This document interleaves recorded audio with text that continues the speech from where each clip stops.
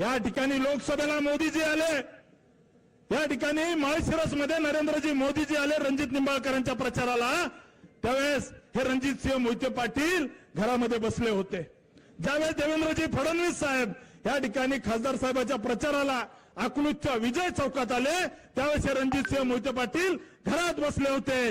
ज्यावेळेस परवा माझ्या प्रचाराला गडकरी साहेब आले अकलूजमध्ये, त्यावेळेस त्या ठिकाणी हे रणजितसिंह मोहिते पाटील घरात बसले होते.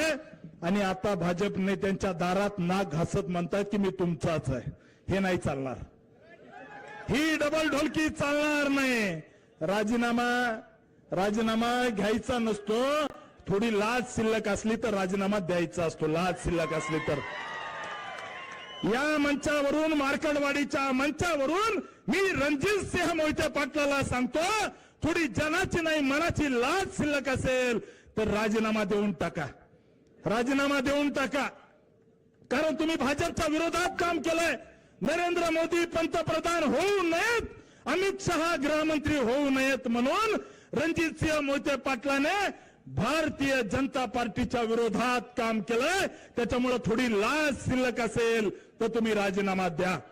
आणि अजून एक सांगतो, त्यांनी राजीनामा द्यायचा न द्यायचा त्यांचा प्रश्न आहे, परंतु लिहून देतो. गोपी शेठ, ही भावना आमची आहे. तुम्ही आमचे नेते आहात, राज्याचे नेते आहात.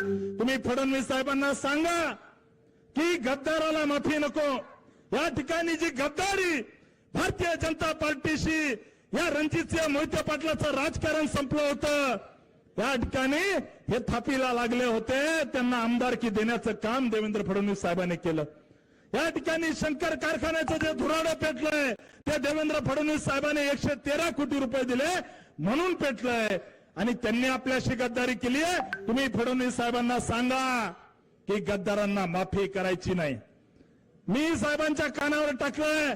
या ठिकाणी पडळकर साहेब, तुम्हाला मी सांगतो, जर या ठिकाणी लवकर हकालपट्टी झाली नाही तर भारतीय जनता पार्टीचे कार्यकर्ते रक्ताने पत्र लिहून पार्टीला पाठवतील की या गद्दाराची हकालपट्टी झाली पाहिजे. कारण आपल्या कार्यकर्त्याचं रक्त सांडलंय. अकलूज मधल्या आपल्या मनोज साळुंके नावाच्या कार्यकर्त्याला मोहितेंच्या गुंडांनी त्या ठिकाणी बूथवर उभा राहिला म्हणून मारलंय.